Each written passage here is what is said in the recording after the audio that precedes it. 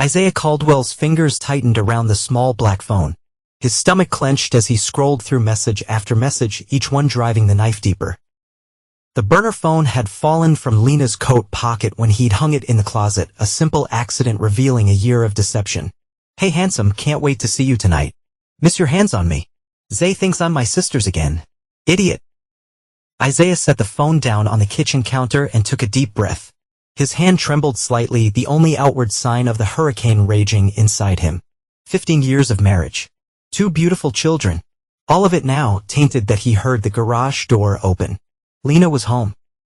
Isaiah slipped the phone into his pocket and poured himself a glass of water, leaning against the counter with forced casualness as his wife entered the kitchen. "You're home early," Lena said, setting her purse down. Her dark hair was styled perfectly. Her makeup still flawless despite the supposed day with her sister she claimed to have. "Meeting got cancelled," Isaiah replied, his voice steady despite the acid burning his throat. He studied her face to face. He'd woken up to for 15 years, searching for any sign of the person he thought he knew. Lena moved to the refrigerator. Her back to him. "The kid's still at school?" "Yep. Ellie has dance class. Remember Rudy's at math club? Mrs. Johnson is bringing them home." Right? She nodded, distracted, checking her watch. Isaiah took a slow sip of water. "Got plans tonight? Just enter with Jessica. Girls' night." The lie rolled off her tongue effortlessly, making Isaiah wonder how many times she'd done this before he reached into his pocket and set the burner phone on the counter with a soft click. "You dropped this." Lena froze, her shoulders tensing before she slowly turned for a split second. Panic flashed across her face before her expression hardened. "You went through my phone?" she asked, her voice ice cold. "Didn't have to go far." "Idiot, right? That's what you called me." Isaiah's voice remained calm, controlled. Lena's eyes narrowed as she assessed the situation. Then surprisingly, she laughed, a short, bitter sound that seemed to drain whatever warmth remained in the room. "Well, this saves me the trouble," she said, crossing her arms. "Yes, I've been seeing someone for almost a year now." "Harlan Bishop," Isaiah said, surprise flickered across her face. "You've been spying on me." "I read the messages, Lena. You weren't exactly subtle." He tapped the phone. "He sounds wealthy, important. He is everything you're not." Lena's words were deliberately cruel. "He can give me the life I deserve." Isaiah nodded slowly, pushing down the urge to react with anger. "And the kids, what about them? They'll adjust. Children always do." She leaned against the opposite counter, suddenly looking impatient, as if this conversation was keeping her from something more important. "I'm moving on, Zay. You have no power over me anymore." Just like that. 15 years, 2 kids, and you're walking away without a second thought. Lena smiled. And there was something new in it, something calculating that Isaiah had never seen before. Or perhaps he just never noticed it. "Here's how this is going to work," she said. "I'm marrying Harlan next month. It's all arranged. You're going to be reasonable about this divorce. You're going to attend my wedding and show everyone what good friends we still are." Isaiah stared at her in disbelief. "You can't be serious." "I'm dead serious." Her voice hardened. "Because if you try to make this difficult or embarrassing for me, I'll take the kids full custody. You'll be lucky if you see them on holidays." "You wouldn't try me." Lena pushed off on the counter. "Harlan has connections everywhere. Judges, lawyers, police. One word from him and your visitation rights will disappear." Isaiah felt cold fury spreading through his veins, but his face remained impassive. He'd always been good at hiding his emotions, a skill that had served him well in business negotiations. Now it would serve a different purpose. "So that's the deal. I play the good ex-husband or lose my children." "Exactly." Lena picked up her purse. "I'm staying at Harlan's tonight. I'll be back tomorrow to pack some things." She headed toward the door, then paused. "Oh, and say the prenup we signed. Harlan's lawyers found 3 different ways around it. Don't bother fighting it." She walked out, leaving Isaiah alone in the kitchen that suddenly felt foreign to him. He looked around at the home he had built, the photographs of family vacations, the children's artwork magnetized to the refrigerator. The life he had believed in for so long had been an illusion. Isaiah poured the untouched water down the sink and set the glass down carefully. When he raised his head, his reflection in the window showed a calm, almost serene expression that belied the ice-cold resolve forming within him. "We'll see about that," he whispered to the empty room. The next morning, Isaiah was already at the kitchen table with his laptop when the sound of Ellie's footsteps came padding down the hallway. "Morning, Daddy," his 10-year-old daughter yawned. her dark curls a wild mess around her face. Morning sunshine. Isaiah closed his laptop and smiled. Pancakes. Yes, please. Ellie climbed onto a chair, watching as he mixed the batter. Where's Mom? Isaiah kept his movement smooth, his voice casual. She had to go out of town for a few days. Work stuff. But it's Saturday, Ellie said with a frown. I know, sweetheart, sometimes grown-ups have to work weekends too. He poured batter onto the griddle, forming a perfect circle. How about after breakfast we go to the park? Rudy can bring his new soccer ball. Ellie brightened immediately, the question about her mother forgotten.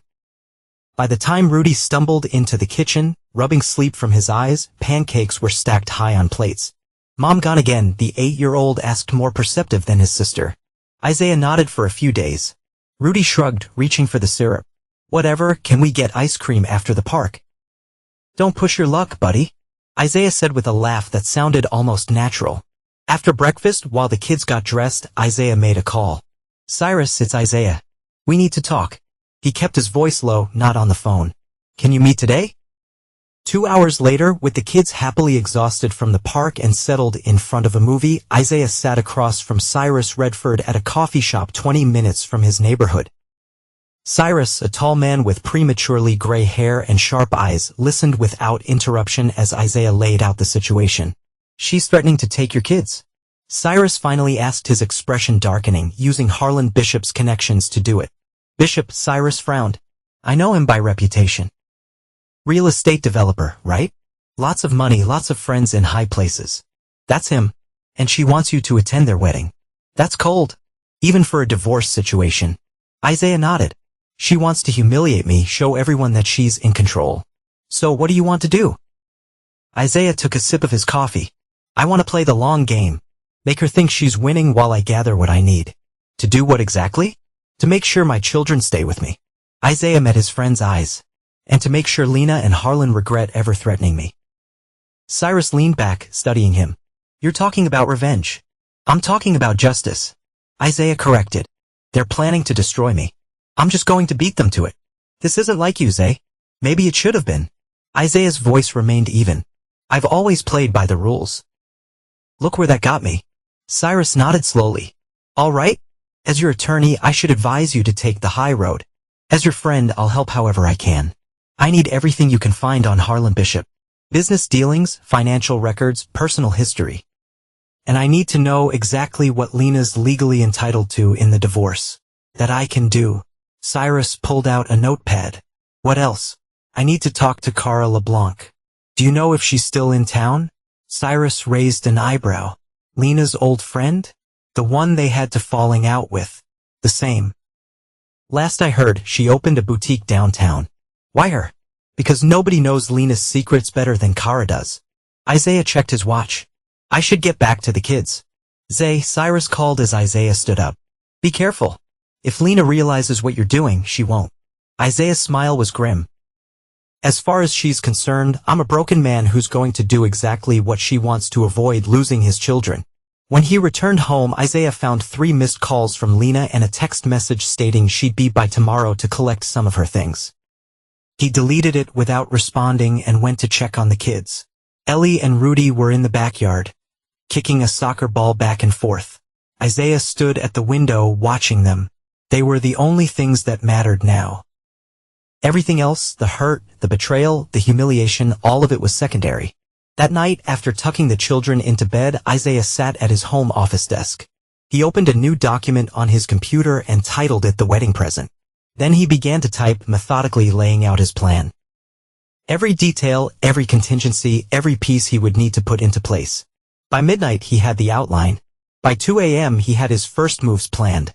By dawn, he felt the first genuine sense of purpose he'd experienced since finding that phone. Lena arrived at 10 a.m., breezing into the house with a designer bag slung over her shoulder. The kids up, she asked, not bothering with a greeting. In the backyard, Isaiah replied. He was seated at the kitchen table, nursing a cup of coffee, his eyes red-rimmed from lack of sleep.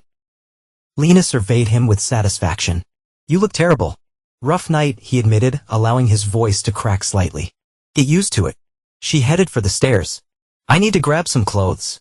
Lena, he called after her, infusing his tone with just the right amount of desperation. Do we really have to do this? What about counseling or? It's over, Zay. She didn't even turn around. Accepted. The wedding, he said. You really want me there? Now she looked back, a smirk playing on her lips. Absolutely. Front row looking happy for us. Isaiah hunched his shoulders, the picture of defeat. And if I do this, you'll be fair about custody. As long as you behave yourself, her voice was patronizing. Remember what I said about Harlan's connections? She disappeared upstairs and Isaiah allowed himself a small, cold smile. Let her think she had broken him.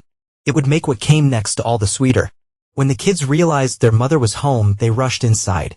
Isaiah watched as Lena hugged them perfunctorily, making vague promises about seeing them soon. Neither child cried when she left an hour later with 2 suitcases of expensive clothes.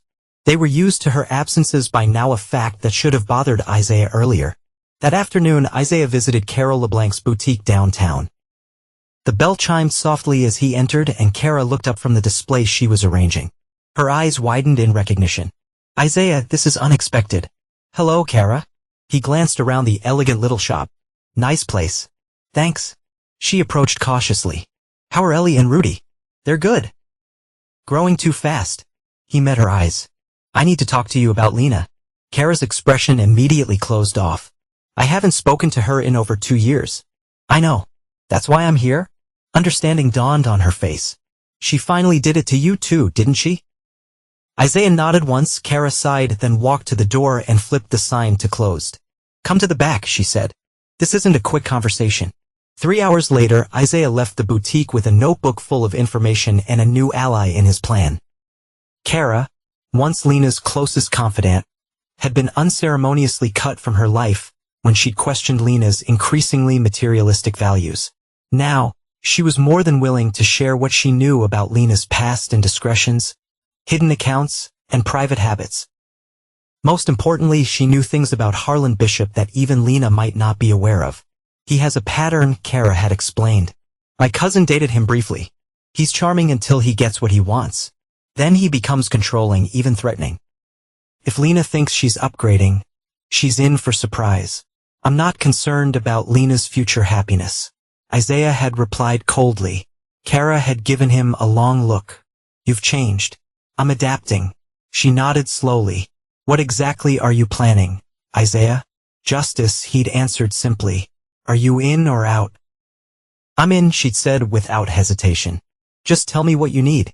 The final piece came through Cyrus the following week. A name, Cliff Morrison, Harlan's former business partner, who had been forced out of their joint ventures under questionable circumstances. According to Cyrus's sources, Morrison had been gathering evidence of financial irregularities for years, waiting for the right moment to use it. Isaiah arranged a meeting at a discreet bar on the edge of town. Cliff Morrison was older than Isaiah had expected, with a weathered look of someone who had seen his share of battles. He listened skeptically as Isaiah outlined his situation. So your wife left you for Harlan, Morrison summarized, and now you want revenge. What makes you think I'd help you? Because you want the same thing I do, Isaiah replied calmly, to see Harlan Bishop get what's coming to him. Morrison took a long swig of his beer. I've been collecting dirt on Harlan for 3 years. Documentation of bribes, falsified permits, tax evasion. But I haven't moved on it because he's got too many friends in high places. One word from me, and I'd be the one in handcuffs. What if there was a very public way to expose him? A situation where those friends couldn't intervene without exposing themselves. Interest flickered in Morrison's eyes. I'm listening. A wedding, Isaiah said, with plenty witnesses, upstanding citizens who would be very uncomfortable being associated with criminal activities. A slow smile spread across Morrison's face. You're not what I expected, Mr. Caldwell. I'm full of surprises lately. Isaiah replied, raising his glass in a mock toast. The wedding invitation arrived 6 weeks later, an elaborate affair of heavy cream stock and gold embossing. Isaiah placed it on the mantel where Lena would see it during her next visit with the children. Those visits had become increasingly brief as the wedding approached. Lena would sweep in, shower the kids with expensive gifts, and disappear again, leaving Isaiah to deal with the emotional aftermath. Ellie had started having nightmares. Rudy had grown quieter, more watchful. Why doesn't Mom live with us anymore? Ellie asked one night as Isaiah tucked her in to sat on the edge of her bed, choosing his words carefully. Mom and I have decided that we can't be married anymore. But we both love you and Rudy very much. Is it because of that man in the pictures? The one on Mom's phone? Isaiah stared at his daughter, momentarily caught off guard. What pictures, sweetheart? I saw them when I was playing games on Mom's phone. She got mad. Ellie's bottom lip trembled. She said I was being nosy. Isaiah smoothed her hair back from her forehead. It's complicated, Ellie, but I promise you everything's going to be okay. Are you sad, Daddy? No, he answered truthfully. I'm not sad anymore. The next day, Isaiah met with Cyrus in his office downtown. The walls were lined with legal books, the furniture dark and substantial. I've been reviewing your prenuptial agreement, Cyrus said, sliding a document across his desk. It's solid, despite what Lena claims. Her only possible challenge would be if she could prove coercion or that you hid assets. I didn't. Isaiah stated flatly, I know, but there's something else. Cyrus leaned forward. I've been monitoring Lena's financial movements, as you asked. She's been transferring money, significant amounts, in private accounts over the past year. Money from where? Joint accounts, mostly. But also, Cyrus hesitated. There are transfers from Harlan to offshore accounts that then filter to her. If I had to guess, I'd say they're setting up a nest egg that neither of you would have access to. Isaiah nodded slowly. She's planning to leave him too. It looks that way. The question is when, after she secures alimony, Isaiah concluded she'll stay just long enough to establish a lavish lifestyle that the courts would force him to maintain. Classic gold digger move, Cyrus agreed. But it gives us leverage. Harlan doesn't know her plan. And he won't take kindly to being used. Isaiah tapped his fingers on the armrest. How's the custody case coming? I've been documenting everything. Her diminishing time with the kids, the erratic visits, the inappropriate gifts. Cyrus pulled out another folder. I've also been speaking with Judge Reynolds privately. Isaiah raised an eyebrow. Can you do that? Normally, no. But Margaret Reynolds and I go way back. And she takes child welfare very seriously. When I explained this situation, Lena's threats, Harlan's attempts to use his influence, she agreed to review the case personally and set her own hearing date. Before the wedding, the day before, Cyrus's smile was tight. If all goes as planned, you'll have temporary full custody by the time you attend at circus. Isaiah felt the first real hope he'd experienced in months. And Lena won't know until it's too late. Exactly. But, Cyrus's expression grew serious. This judge expects you to be above reproach. Any hint that you're using the children as pawns in your own revenge scheme? I would never do that. Isaiah interrupted, his voice hard. Everything I'm doing is to protect them. I believe you. Make sure your actions reflect that. On his way home, Isaiah stopped by Kara's boutique. She was waiting with a thin file. It wasn't easy to get, she said, as they sat in her small office. But I still have friends who work at the country club. Harlan has quite the reputation there. Isaiah skimmed the page's statements from women who had been involved with Harlan. Accounts of his volatile temper, instances where money had changed hands to keep scandals quiet. This is good, he said, looking up at Kara. Very good. There's more, she said, handing him a USB drive. Security footage from a club. Harlan having a very heated argument with a young woman last year. She disappeared from town shortly after disappear. Moved suddenly, according to her friends. But no one's heard from her since. Isaiah pocketed the drive. Thank you, Kara. She studied him with concern. Isaiah, whatever you're planning, be careful. Harlan is dangerous when cornered. So am I. He replied quietly. I'm just better at hiding it. The final meeting with Cliff Morrison took place 3 days before the wedding. They met in a rented office space surrounded by boxes of documents and financial records. It's all here? Morrison said, gesturing to the evidence he'd compiled, tax fraud, bribery, contract manipulation, enough to send Harlan away for a decade at least. And you're sure it will stand up to scrutiny? Isaiah asked, examining a particularly damning spreadsheet. Absolutely. I was meticulous. Morrison scratched his graying beard. But I still don't understand your timing. Why not take this to the authorities now?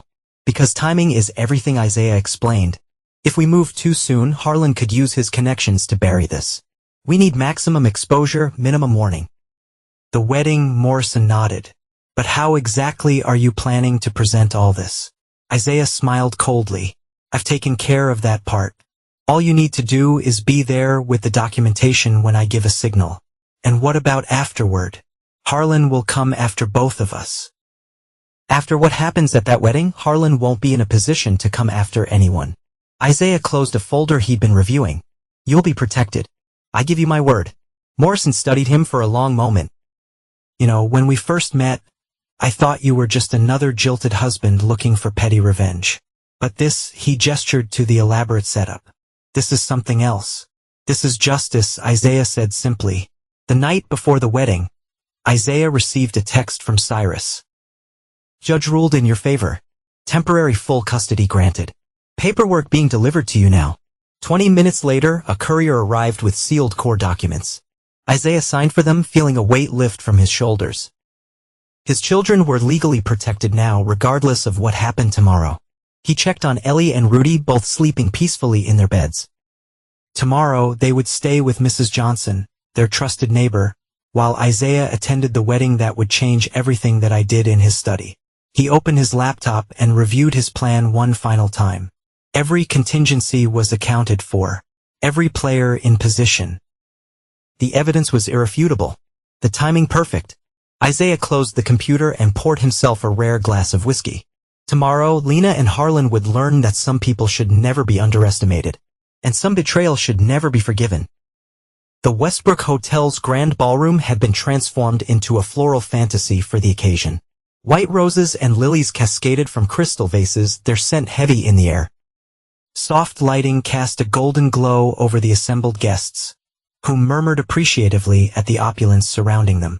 Isaiah adjusted his tie as he entered, nodding politely to those who recognized him. The whispers followed him like a shadow. That's the ex-husband. Can you believe he actually came? Must be for the children's sake. He ignored them all, making his way to the front row on the bride's side, exactly where Lena had instructed him to sit. A visible reminder of her victory, positioned for maximum effect. From his seat, Isaiah had a perfect view of Harlan Bishop, who stood at the altar looking every inch the successful businessman and his custom tuxedo. Tall, distinguished, with streaks of silver at his temples that spoke of experience rather than age. Isaiah had to admit the man cut an impressive figure. Their eyes met briefly across the room. Harlan's mouth quirked in what might have been a smirk before he turned to speak with his best man. You actually came, a voice said beside him.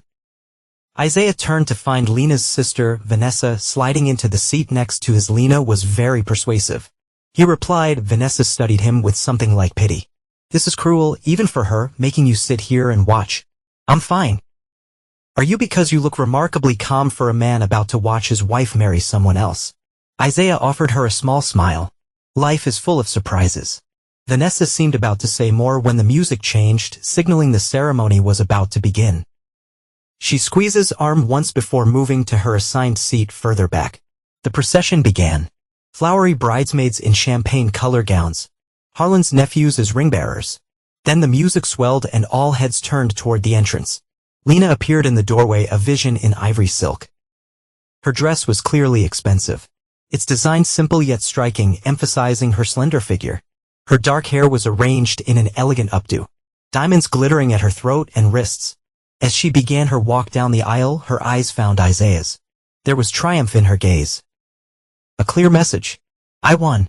Isaiah simply nodded in acknowledgement, his expression pleasant and composed. Something flickered in Lena's eyes, perhaps disappointment at his apparent acceptance or unease at his calmness. But she continued forward. Her smile fixed firmly in place as she approached her waiting room. The officiant, a distinguished older man whom Isaiah recognized as a judge from the circuit court, no doubt another of Harlan's connections, began the ceremony with practiced solemnity. Dearly beloved, we are gathered here today to join Harlan and Lena in matrimony. Isaiah listened, his face betraying nothing of the anticipation building within him. Cyrus had slipped in at the last moment, taking a seat near the back. Kara was positioned by the side entrance, elegant in a blue dress that would not stand out in the crowd. Cliff Morrison waited in a room adjacent to the ballroom, ready with his evidence. Everything was in place. The ceremony progressed smoothly until the officiant reached the traditional question. If anyone can show just cause why this couple cannot lawfully be joined together in matrimony, let them speak now or forever hold their peace. A brief customary pause followed the words. Isaiah stood, the ballroom went silent. Heads turned, Lena's face froze in disbelief, quickly followed by fury. Harlan's expression darkened dangerously. Isaiah stepped into the aisle, his movements unhurried. "I do," he said, his voice carrying clearly through the hushed room. He moved toward the front, stopping several feet from the couple. "Before we proceed, there are a few things that should be brought to light." "What's the meaning of this?" Harlan demanded, his composure slipping. "Security, please, Harlan," Isaiah said calmly. "Let's not make a scene. I'm simply exercising my right to speak at this juncture of the ceremony." Lena's eyes had narrowed to slits. "Say," she hissed, "what do you think you're doing?" "What you should have expected me to do," he replied softly before addressing the gathered guests. "Many of you know me as Lena's soon-to-be ex-husband. What you may not know is the nature of our separation." Murmurs rippled through the crowd. "This is inappropriate," the officiant declared, clearly uncomfortable. "Perhaps we should, with respect, Your Honor." Isaiah interrupted smoothly. "I believe you'll want to hear this as well." He turned back to the guests. "Lena has portrayed our divorce as a mutual decision, a sad but amicable parting of ways. The truth is somewhat different." He gestured, and at the back of the room a screen began to lower from the ceiling. Cyrus had arranged this technical detail, ensuring everything was in working order. "What are you doing?" Lena's voice had risen, panic edging in. "Stop this right now, or I swear you'll take the children." Isaiah finished for her, loudly enough for the front rows to hear. "Yes, that was your threat, wasn't it?" The projector activated, and suddenly Lena's voice filled the ballroom. "He's loaded, Kara. All I need is a year of marriage, maybe 2. Then half of everything is mine." A video played Lena at lunch with a friend. Recorded months ago. Another clip followed. "Harlan's useful. He has the connections I need. After that, who knows?" Isaiah watched as Harlan's expression shifted from anger to shock, then to a cold, calculating fury as clip after clip played. Lena talking about him as a stepping stone, laughing about how easy he was to manipulate, discussing her plans to upgrade again after securing her financial future. This is edited," Lena protested, but her voice sounded hollow even to her own ears. The evidence was too clear. Her words too specific to be fabricated. "Harlan," she turned to him desperately. "You can't believe this. It's obviously fake. Something he put together too. Is it fake?" Harlan asked coldly, stepping away from her. "Because it sounds exactly like you." The ballroom had erupted into shocked whispers. Lena's parents sat frozen in their seats. Her mother's hand pressed her mouth in dismay. "There's more," Isaiah continued, his voice still calm and controlled. He nodded to Cyrus, who approached with a folder in hand. "Financial records," he explained, handing documents to Harlan detailing how Lena has been systematically moving funds into offshore accounts that only she can access. Harlan flipped through the pages, his face growing harder with each one. "These are transfers from my personal accounts," he said slowly. "Accounts only my financial team should have access to. Your financial team, which now includes Lena's college roommate, whom she convinced you to hire last month." Isaiah pointed out that Harlan's head snapped up. Realization dawning. "She's been planning this from the beginning." Isaiah continued. "Marry you, establish an extravagant lifestyle, divorce you within 2 years, and take half of everything plus alimony. The classic gold digger playbook executed with precision." "You bastard." Lena spat at Isaiah, her carefully cultivated image crumbling before the assembled guests. "You think you're so clever. What about the children? I'll still take them from you." "No, you won't." Isaiah interrupted, his voice finally showing emotion, cold, implacable certainty. "Judge Reynolds awarded me temporary full custody yesterday." He pulled the court order from his inside pocket. "You've been served, Lena." The entire ballroom seemed to hold its breath as Lena stared at the document in disbelief. "On what grounds?" she demanded, her voice shaking. "Parental neglect. Abandonment. The judge was particularly interested in the recordings of you stating that the children were merely pawns to be used against me." Isaiah's eyes hardened. "Did you really think I wouldn't protect them?" Lena lunged forward, her perfectly manicured hand raised to strike him. But Harlan caught her arm enough. He growled, "You've humiliated yourself and me quite enough." She wrenched away from him. "You can't possibly believe this." "The evidence speaks for itself," Harlan replied coldly, "and frankly, it confirms had for some time. These people," Lena gestured wildly at Isaiah and Cyrus. "They've manufactured all of this to destroy us." "Us?" Harlan laughed bitterly. "There's no us anymore. There never really was there." The guests have begun to shift uncomfortably in their seats, some discreetly making their way toward the exits. No one wanted to witness this implosion of wealth and status up close. Lena looked around desperately seeking support but found none. Even her parents remained seated, unwilling to involve themselves in the spectacle their daughter had created. "This isn't over," she hissed at Isaiah. "You're right," he agreed. "It isn't." Isaiah turned to Harlan, whose face had settled into a mask of cold fury. "Mr. Bishop," Isaiah said formally, "I believe there are additional matters that might interest you." Harlan studied him with narrowed eyes. "You've made your point, Caldwell. Don't push your luck. This isn't about Lena anymore," Isaiah replied. "This is about your financial practices that have raised some significant red flags." The remaining guests, sensing that the drama was far from over, had stopped their exodus.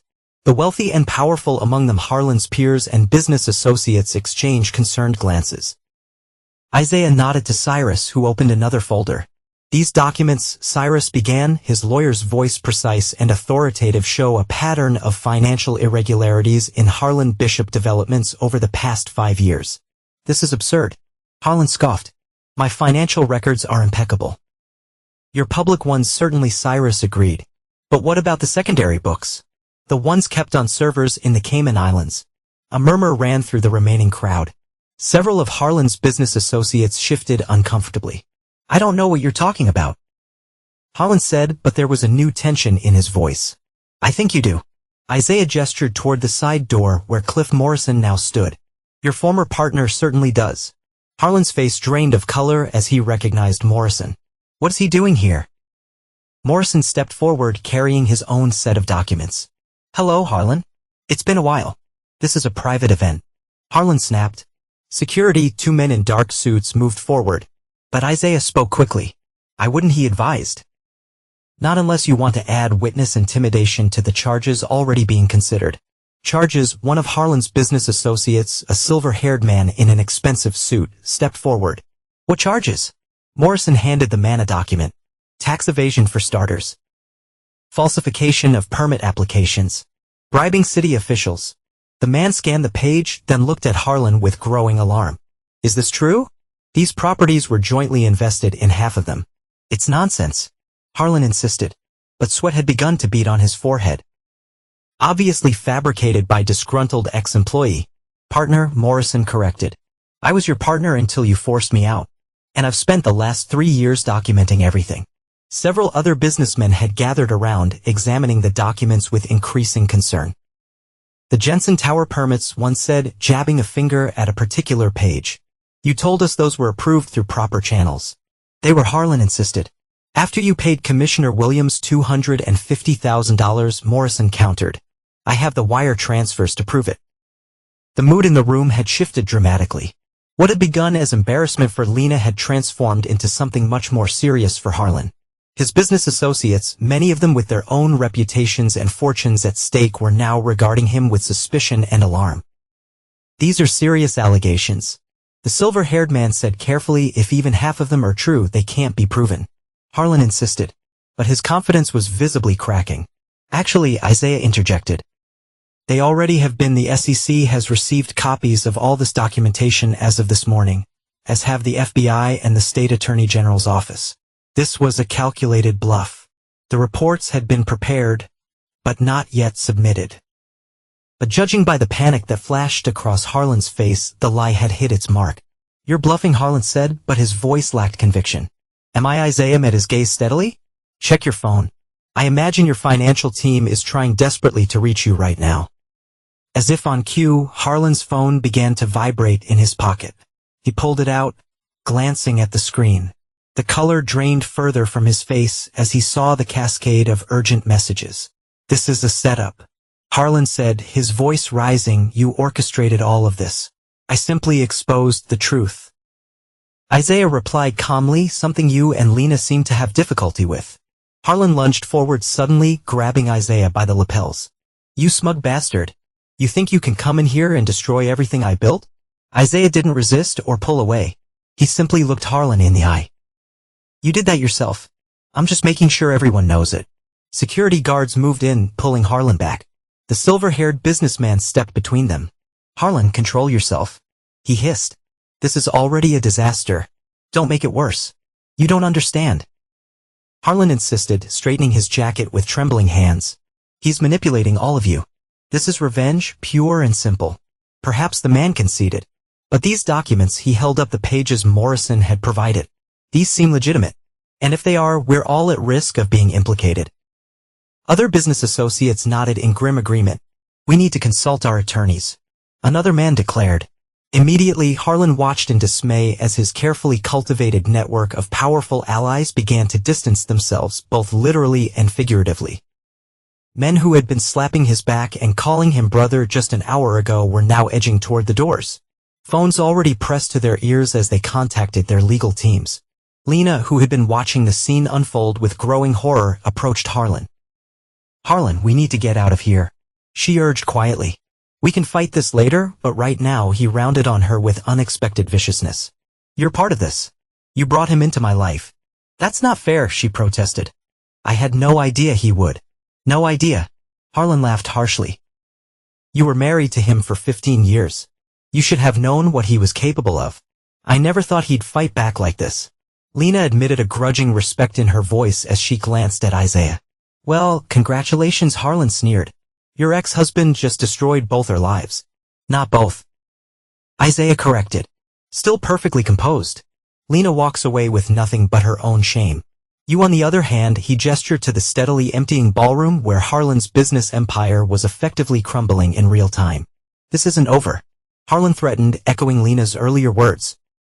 I believe it is. Isaiah replied, but by all means continue to make threats. It only strengthens the case against you. Harlan stepped back, suddenly aware of the precarious position he was in. His eyes darted around the room, calculating, assessing. Isaiah could almost see the gears turning as Harlan realized just how thoroughly he had been outmaneuvered. I underestimated you. Harlan finally said, his voice low, a common mistake Isaiah acknowledged. One Lena made as well. Lena glared at him. Years of accumulated resentment, finally surfacing. You were always so passive, so accommodating. When did you become this? This calculating? I was always calculating. Isaiah replied simply, I just never had a reason to use it against anyone until you threatened my children. The mention of the children seemed to trigger something in Lena. For the first time, uncertainty crossed her face. The custody ruling, she said, is that real? Completely. Cyrus interjected, stepping forward. Judge Reynolds was most concerned about your statement recorded. I might add that you would use the children as leverage against Isaiah. I never said that, Lena protested automatically. We have the recording. Cyrus replied mildly. Along with several others documenting your progressive disinterest in actual parenting over the past year, Lena turned to Isaiah, a hint of desperation breaking through her anger. Then my children too. They are, Isaiah agreed, his voice softening slightly. And if you had ever treated them as anything other than accessories or weapons, we wouldn't be here. Before Lena could respond, a commotion at the main entrance drew everyone's attention. The double doors of the ballroom swung open and 3 police officers entered, accompanied by a man in a gray suit who moved with the unmistakable authority of federal law enforcement. Harlan stiffened beside Lena. What now? He muttered, though the answer was written clearly on his face.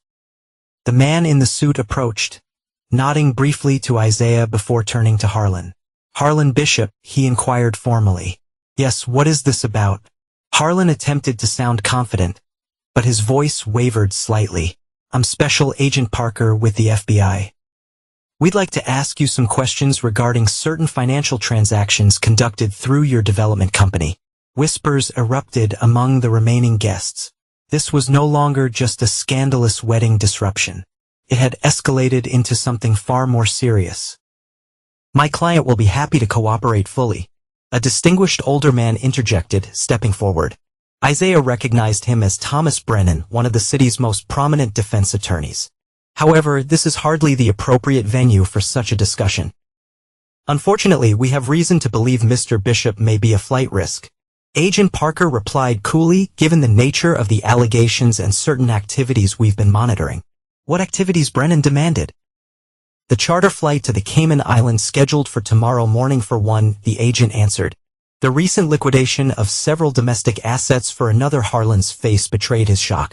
These were moves he had made quietly, arrangements known only to his most trusted advisors. This is absurd. Brennan blustered. My client has business interests that require international travel. There's nothing suspicious about. We have a warrant. Agent Parker interrupted, producing an official document. Mr. Bishop, please come with us. You can't do this. Harlan protested as one of the officers moved toward him. Do you have any idea who I am? Who my friends are? Yes, sir. We're aware of your connections. The agent replied impassively.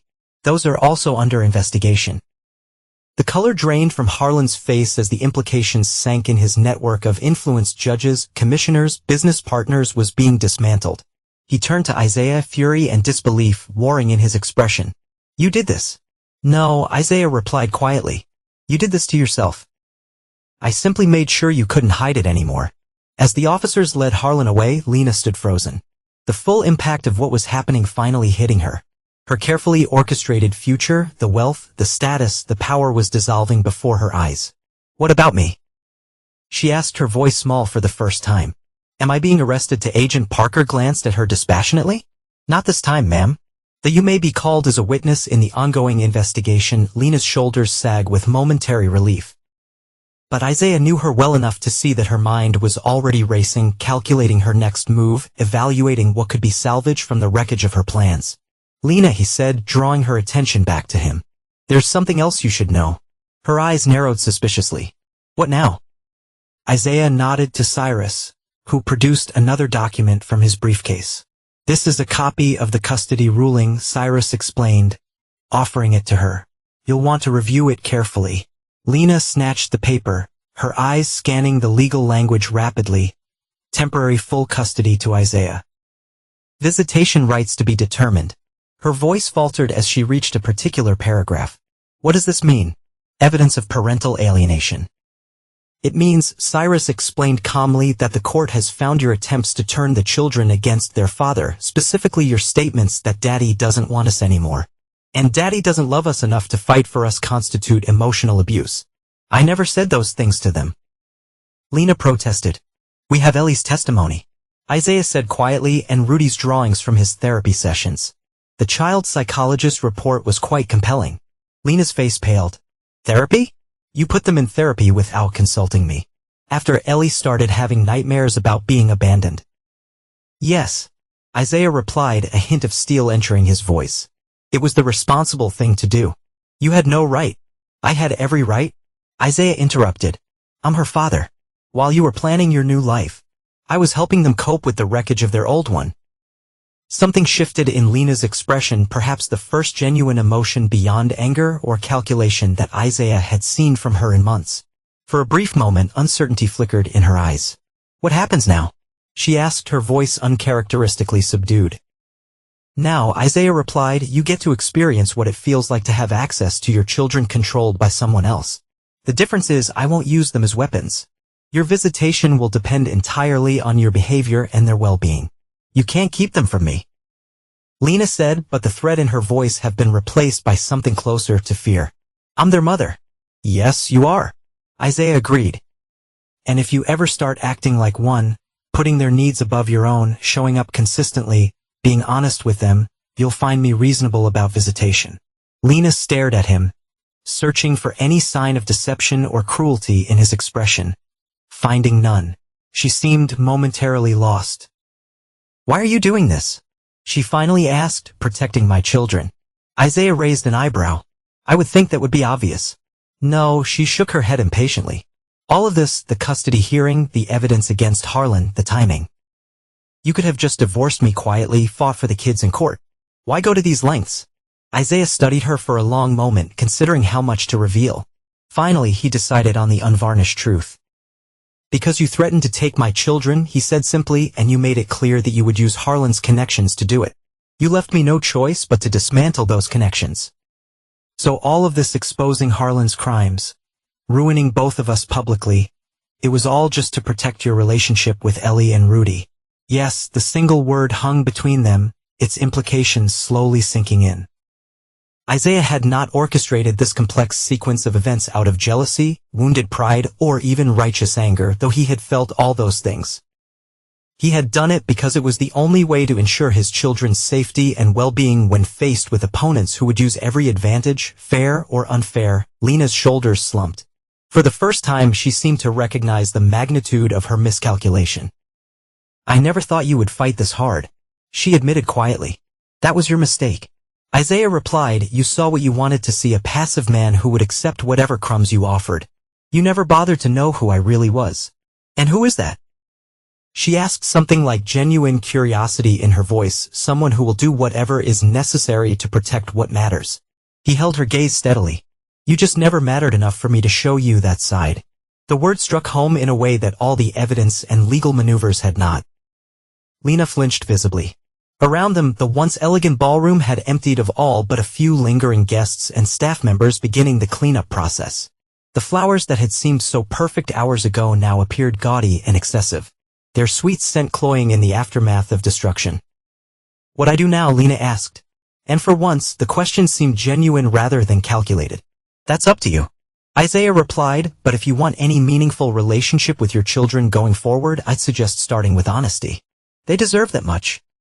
He turned to leave his part in this drama complete. Cyrus fell in a step beside him, Morrison following a few paces behind. "Wait," Lena called after him. Isaiah paused but didn't turn around. "Was any of it real?" she asked, her voice catching slightly. "Our marriage. Did you ever really love me?" Now he turned, regarding her thoughtfully across the distance that separated them, a distance far greater than the few yards of polished ballroom floor. "Yes," he said finally, "I loved who I thought you were." With that, he walked away, leaving Lena standing alone in the ruins of her ambitions. Outside, the afternoon sun was warm on Isaiah's face. He took a deep breath, feeling the tension of the past months beginning to dissolve. "That went even better than we planned," Cyrus remarked as they reached the parking lot. "The FBI was an unexpected bonus." Isaiah agreed. "Though I suspect some of our evidence may have found its way to them through unofficial channels." Morrison coughed discreetly. "I may have had a conversation with an old friend at the bureau last week.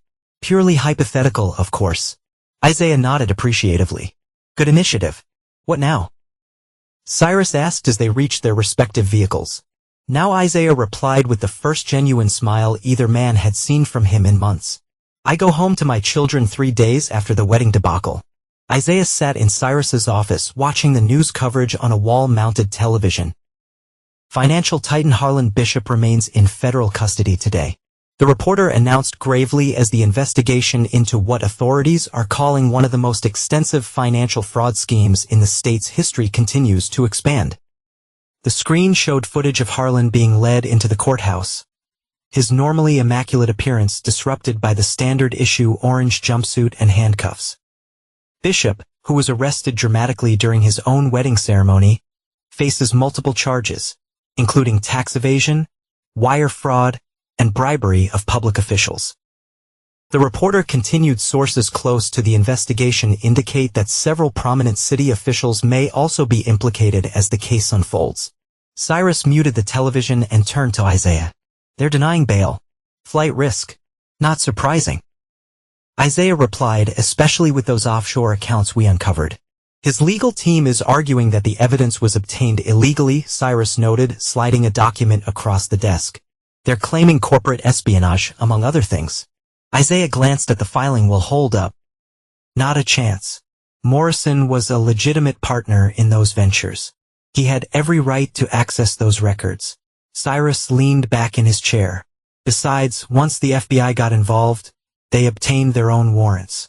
Whatever they found independently will stand regardless. And there was plenty to find." Isaiah observed, remembering the extensive documentation Morrison had compiled.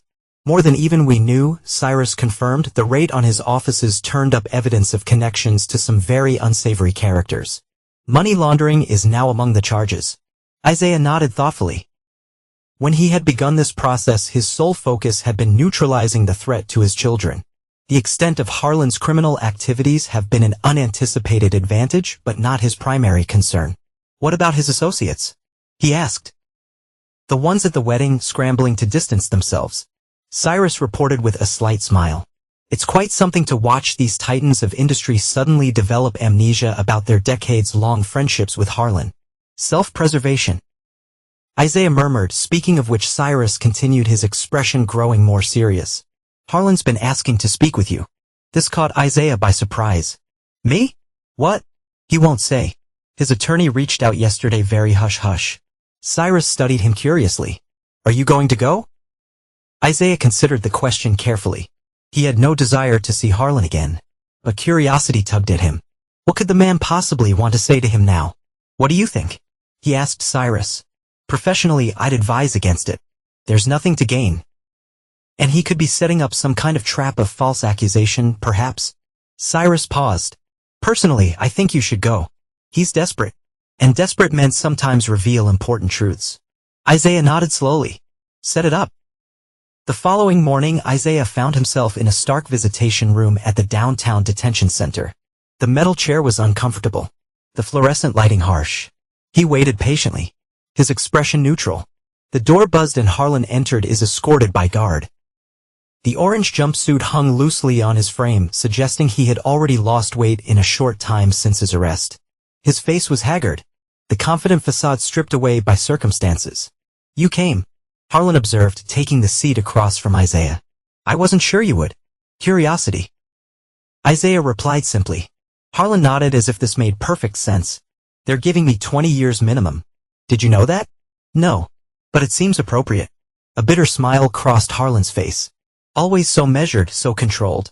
I underestimated that about you. Most people do, including Lena. Yes. Harlan leaned forward slightly, his voice dropping. You destroyed everything I built. Years of work, connections, influence, all gone in a single afternoon. You build it on fraud and corruption. Isaiah pointed out. It was always going to fall eventually. Maybe Harlan didn't seem interested in arguing the point. But we both know this wasn't about justice for you. This was about your children. Isaiah remained silent, neither confirming nor denying. I respect that, Harlan continued, surprising him. The lengths you went to, the patience, the planning. It was impressive. I didn't come here for your approval. Isaiah said mildly. No, I imagine not. Harlan rubbed his wrists where the handcuffs had been. I asked you here because I wanted to understand something. What? How you knew? Harlan's eyes fixed on Isaiah's. Suddenly intense. About the Cayman accounts, the bribes, all of it. Morrison had access to some records. Yes, but not everything. Not the flight plans or the liquid assets. Isaiah considered the question. There is no harm in honesty now. I didn't, he admitted. I had enough to expose your relationship with Lena and some of your questionable business practices. Enough to create doubt among your associates and trigger investigations. The FBI finding the rest was fortunate timing. Harlan stared at him, then barked a short, humorless laugh. So I really did it to myself, panicked and tried to run, which only confirmed their suspicions. Essentially, and Lena, Harlan asked, his voice hardening. Did she know about any of this? I don't believe so, Isaiah replied truthfully. She was using you for your money and connections, not your criminal enterprises. Small comfort. Harlan fell silent for a moment, his gaze distant. Then he refocused on Isaiah. There's something you should know about Lena. Isaiah raised an eyebrow questioningly. She approached me first, Harlan revealed, at a charity gala last year, made it very clear she was available, interested. I later found out she'd researched me extensively, my net worth, my properties, my habits. I was a target from the beginning. Why are you telling me this? Because you should know who you were married to. Harlan replied, not that you seem to have any illusions left. I don't. Isaiah confirmed. Good. Harlan nodded as if satisfied. One more thing. The accounts she set up, there's one you might not know about, Cayman National Bank under her mother's maiden name. She transferred close to $2 million there over the past 6 months. My money. This was new information. Isaiah filed it away carefully. Again, why tell me this? Harlan's smile was cold. Because I'm in prison for a very long time, Caldwell. And I prefer not to be the only one paying for my mistakes. Isaiah understood then. This wasn't about helping him. It was about ensuring Lena didn't escape. I'll pass the information along to the appropriate authorities. He said, rising from his chair. Their conversation was clearly at an end. One last question. Harlan said, as Isaiah turned to leave, if I hadn't been crooked, if I had been legitimate, would you still have found a way to destroy me? Isaiah considered this carefully. If you had been legitimate, you wouldn't have threatened to use corrupt connections to take my children. But yes, I would have found another way to protect them. Harlan nodded slowly. I believe you would have. He leaned back in his chair, suddenly looking exhausted. Enjoy prison, Isaiah murmured as he turned to exit. That's my line, Harlan replied with a sardonic smile that didn't reach his eyes. As Isaiah left the detention center, he placed a call to Agent Parker relaying the information about Lena's hidden account.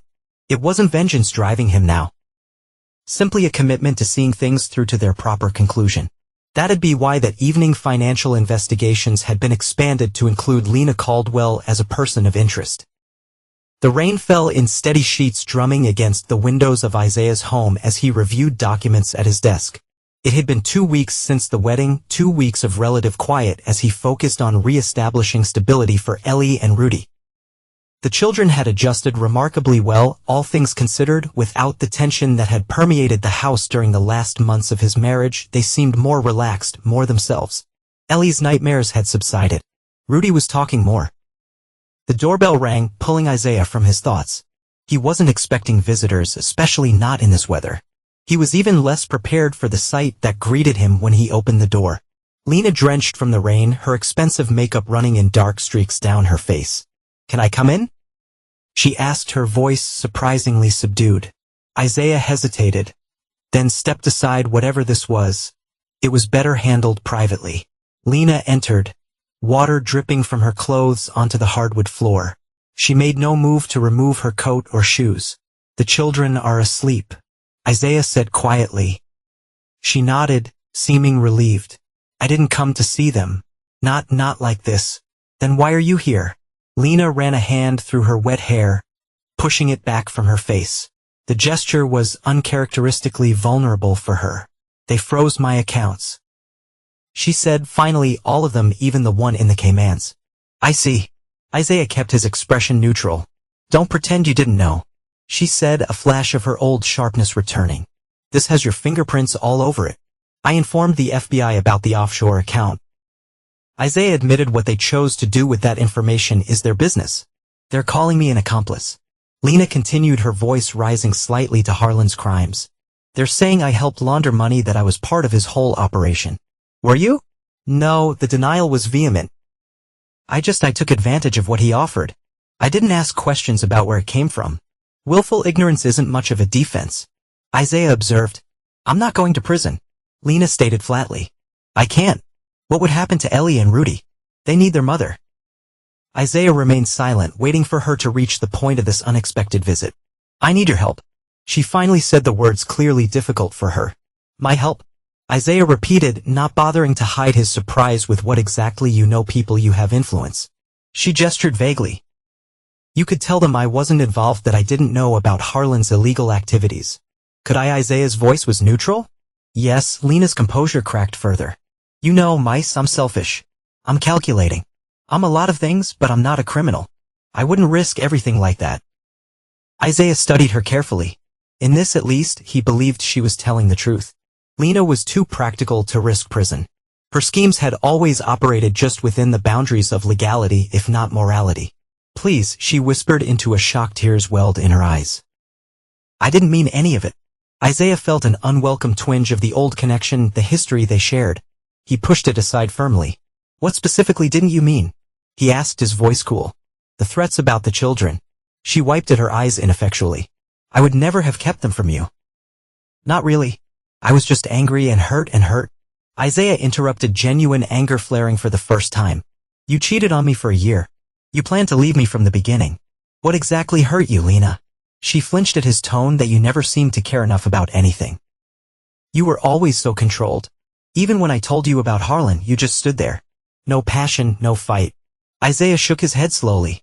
You mistook control for apathy. A common error. I see that now, she admitted quietly. No one goes to the lengths you did without caring deeply. They stood in silence for a moment, the rain outside providing a steady backdrop to the tension within. Will you help me? Lena finally asked again. Isaiah considered his options carefully. Despite everything, she was still his children's mother. Her absence, especially under such circumstances, would affect them deeply. I'll speak to Agent Parker. He said finally, I'll confirm that I never saw evidence of you participating knowingly in Harlan's crimes. Relief washed over Lena's face. Thank you, but he continued, cutting her off. That's all I'll say. Because that's all I know to be true. If they find evidence suggesting otherwise, you're on your own. She nodded quickly. That's all I'm asking. Just the truth. For once, he added pointedly. Lena didn't dispute this. Instead, she glanced toward the stairs. How are they? Ellie and Rudy, they're doing well. Isaiah replied. Better than expected. Actually, do they ask about me? Sometimes. Ellie more than Rudy. Lena nodded, absorbing this information. And what do you tell them? The truth in terms they can understand that you and I aren't going to be married anymore. But that we both love them very much. Even though I've been a terrible mother, she murmured more to herself than to him. You haven't been present. Isaiah corrected. That can change if you want it to. If I avoid prison, you mean even if you don't? He said there are ways to maintain relationships. Lena visits, letters, phone calls. The question is whether you will make the effort. She looked at him with genuine curiosity. Why would you even allow that? After everything I did, because they're half you, he replied simply, and they need to know that half of themselves. Lena swallowed visibly. I don't deserve your consideration. This isn't about you. Isaiah clarified. It's about them. She nodded understanding. I should go. As she turned toward the door. She paused. One more thing. I never told them you didn't love them. I said you were busy, distracted, but I never said that. Isaiah considered confronting her with the evidence, Ellie's tearful accounts, Rudy's drawings, but decided it served no purpose now. Noted, he said simply. Lena reached for the door handle, then turned back one last time. For what it's worth, I did love you once. In the beginning, Isaiah looked at her. This woman he had shared his life with for 15 years, now reduced to a stranger seeking his mercy. I know, he said quietly. Then she was gone, back in the rain, leaving nothing but wet footprints on his floor to mark her visit. Isaiah made good on his promise.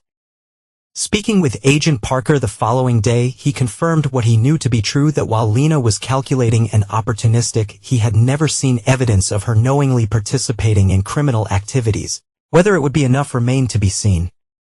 The investigation continued, but Lena's name appeared less frequently in news reports about the case, gradually fading from a narrative as bigger fish were caught in the expanding net. 3 days after a visit, Isaiah received formal divorce papers from Lena's new attorney, not the high-powered firm Harlan had provided, but a respectable local practice specializing in family law. The terms were reasonable, asking only for what the prenuptial agreement had outlined. No demands regarding the children beyond standard visitation rights. That it was, in its way, a white flag. Isaiah signed the papers without modification and returned them the same day. There was no satisfaction in prolonging the inevitable. A week later, he received a text message from an unknown number. Thank you. They're dropping the investigation. I'd like to see the kids this weekend. If that's all right? He responded with a simple Saturday 10 a.m. and added the number to his contacts under Lena. When Saturday came, she arrived precisely on time, bearing modest gifts for the children and a subdued demeanor that was unfamiliar but not unwelcome. She spent the day with Ellie and Rudy at the park, returned them home by the agreed-upon hour, and left without drama. It wasn't forgiveness. Isaiah reflected as he watched her drive away. It was something more practical, a new equilibrium established on clear terms and mutual understanding. Lena had finally recognized the boundaries he had always maintained, the ones she had mistaken for weakness. And in doing so, she had found her place in their reconfigured lives, not at the center as she had once been, but at the margins where she could do less damage. That it wasn't a perfect resolution, but it was a sustainable one. And for his children's sake, that was enough. 6 months later, Isaiah sat on the porch of his new home, watching Ellie and Rudy play in a sprawling yard. The house was smaller than their previous one. Isaiah had sold the marital home and downsized to a charming craftsman-style house in a quiet neighborhood with excellent schools. The air was crisp, with early autumn leaves beginning to turn gold and crimson on the trees that lined the property. Isaiah had planted new ones as well, saplings that would grow as his children did, marking the years of their new life. Rudy's laughter rang out as he chased their new puppy, a golden retriever named Max, across the lawn. Ellie was perched in the branches of an old oak tree, her nose buried in a book as usual. The sight filled Isaiah with a quiet contentment that had once seemed impossible. The sound of a car pulling into the driveway drew his attention. Cara LeBlanc emerged, carrying a small gift bag. "Sorry I'm late," she called, making her way up the path. "Traffic was terrible." "No problem," Isaiah replied, standing a greeter. "We're not on any schedule today." Cara had become a regular visitor over the past months, her friendship with Isaiah deepening beyond their initial alliance of convenience. She was good with the children, patient and attentive in ways that reminded Isaiah how adult relationships should function. "How did the hearing go?" she asked, settling into the chair beside us. "Better than expected," Isaiah replied. "Lena's visitation rights are now officially unsupervised." The court was impressed with her consistency over the past 6 months. Cara raised an eyebrow. "And you're okay with that?" Isaiah nodded thoughtfully. "She's trying. The children need to see that effort acknowledged." "You're more forgiving than I would be," Cara observed. "Not forgiveness," Isaiah clarified. "Practicality. The children benefit from having a functional relationship with both parents. My feelings about Lena are irrelevant to that equation." Cara smiled slightly. "Always the rational one. It served me well." They sat in comfortable silence for a moment, watching the children play. Then Cara turned to him. "Harlan's sentencing was yesterday. She mentioned 15 years with the possibility of parole after 10. It was on the news." I heard Isaiah acknowledged. "Cliff Morrison called to tell me he testified at the sentencing hearing. Does it feel like justice?" Cara asked curiously. Isaiah considered the question. "Justice isn't really what I was after." No, he gazed out his children, safe and happy in the yard. They had come to love. "I just wanted them protected. Everything else was collateral." "You're a good father, Isaiah." Cara said softly that he accepted the compliment with a nod. "I try to be." Ellie had noticed their visitor, and it was climbing down from her tree perch. "Miss Cara," she called, jogging toward the porch. "Did you bring the fabric samples?" "I sure did," Cara replied, holding up the gift bag. "For your school project, right?" Ellie beamed. "Yes, we're making collages about our future selves." "Well, these should help. I raided the boutique sample drawer for you." As Ellie eagerly examined the collection of fabric swatches, Rudy and Max bounded up to join them, both equally muddy and enthusiastic. "Whoa there." Isaiah laughed, intercepting his son before he could leap onto the porch furniture. "Pose first, then socializing." Rudy groaned dramatically but complied, dragging himself toward the side of the house where the garden hose waited, Max trotting happily behind him. "Dad, can you miss Kara's day for dinner?" Ellie asked, already spreading her fabric samples across the porch floor. Isaiah glanced at Kara questioningly. "I'd love to," she replied, "if it's not an imposition." "Never," Isaiah assured her, though fair warning, it's Rudy's turn to pick, which means pizza is a strong possibility. "Pizza sounds perfect." Kara laughed. Later, as the four of them sat around the kitchen table, pizza boxes opened between them. Isaiah found himself struck by how natural it all felt. The conversation flowed easily, punctuated by Rudy's increasingly elaborate jokes and Ellie's thoughtful observations about her latest book. This was what recovery looked like, he realized, not the absence of the past, but the creation of something new that made the past less relevant with each passing day. After dinner, while the kids cleared the table, a new household rule that had initially met with resistance but was now routine. Kara helped Isaiah dishwasher. "So," she said casually, "what's next for you?" "What do you mean?" "I mean," she clarified, "you've rebuilt your life, secured your children's future, seen justice done. What now? What does Isaiah Caldwell want for himself?" It was a question he hadn't considered in quite some time. For so long, his focus had been on protection, on survival, on ensuring his children weathered the storm of their family's dissolution. The idea of wanting something purely for himself seemed almost foreign. "I'm not sure," he admitted. "I haven't thought that far ahead." "Maybe you should," Kara suggested gently. Before he could respond, his phone buzzed with a text message. He checked it briefly. Lena confirming her visit the following weekend. He replied with a simple acknowledgement and set the phone aside. "Everything okay?"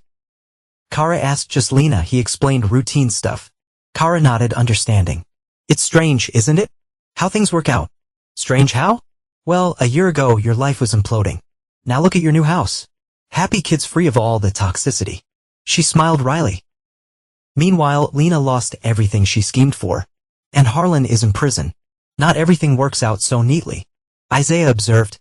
"True," But in this case it did. Kara rinsed the last plate and handed it to him. Almost like karma or careful planning. Isaiah replied with a small smile. Kara laughed. That too.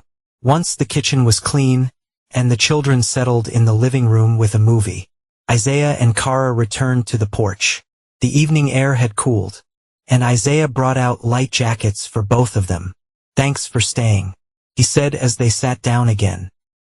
It's good for the kids to have normal evenings like this. Just the kids, Kara teased lightly. Isaiah smiled. Me too, I suppose. They sat in comfortable silence for a moment, watching as the last light faded from the sky, stars beginning to emerge in the clear autumn night. To answer your question from earlier, Isaiah said finally about what I want next. Kara turned to him expectantly. I think I want to build something new, he said thoughtfully. Not just a life that isn't painful, but one that's genuinely good for all of us. That sounds like a worthy goal, Kara replied. Any specific plans? Isaiah considered her question. No detailed strategies this time. He decided just possibilities. I like possibilities, she said softly at SF on cue. Ellie appeared in the doorway. Dad, the movie's starting. Are you guys coming in? We'll be right there, Isaiah promised. When Ellie had disappeared back inside, Kara stood and offered her hand to Isaiah. Shall we? He took it, allowing her to pull him to his feet, lead the way as they walked back into the warmth of the house toward the sound of his children's laughter. Isaiah reflected that this simple moment of connection and contentment was what he had been fighting for all along, not revenge. Oh, that had been sweet. Not justice, though that had been served. But this, the freedom to build a life on his own terms with people who valued him for who he truly was. So Kara asked as they settled on the couch with the children between them, "What's next?" Isaiah smiled, a genuine expression that reached his eyes and lightened the weight he had carried for so long. Anything I damn well please.